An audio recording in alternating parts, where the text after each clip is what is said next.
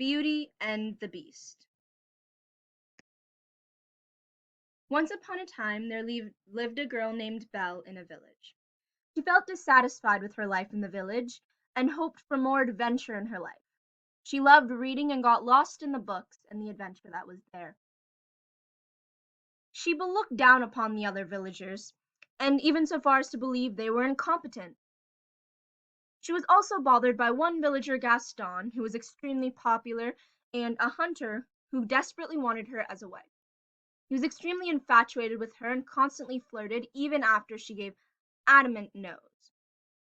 Belle, at her heart, believed that Gaston did not have her best interests at heart and did not trust him at all. In an effort to improve her life, Belle's father went on a trip as a merchant and hoped to bring her back a flower that he could find. He stumbled upon a garden with a flower, but unfortunately, that garden belonged to a beast who lived in a castle. Her father was taken by the beast and held captive. Belle, worried for her father, went after him and stumbled upon the castle and beast. Then she came across the beast in one of the most traumatizing experiences of her entire life. It was an emotional and highly charged situation where she deeply feared that her health and physical and psychological health were at danger from the beast. Still, bravely, she decided to change places with her father as the beast's captive, and decided to live with him for however long. While she was a captive, Belle deeply feared the beast, but she still relied on him for survival.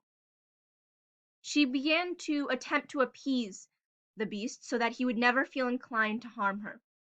After some time, it became clear that the beast had no intention of harming her, and Belle felt extreme gratitude for this, as she had imagined the worst. They began to spend more time together and had a lot of face-to-face contact as he showed her the library, and they began to eat dinners together. After all this time spent together, Belle began to feel more positive feelings towards the beast, even so far as to possibly fall in love with him. She even pitied him for the curse that was placed upon him and believed that they had the same goals and values. She always noticed and appreciated the beast's kindness.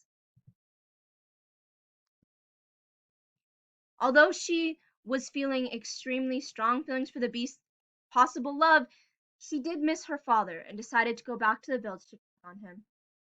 While she went to the village, all of the villagers attempted to help her after realizing that the beast was there. But they believed Belle to still be a captor of the beast and wanted to attack him to free her. As they all went to kill him, Belle attempted to stop them and refused to help them, and even went so far as to get in between Gaston and the beast as he went to attack. Luckily, the beast survived, and the curse was broken. After the villagers realized that the beast was in fact the prince that had disappeared, they all went back to court life, and it seemed that they lived happily ever after. Belle never received any long-term psychotherapy for any mental illnesses she may or may not have, and they lived happily ever after. The end.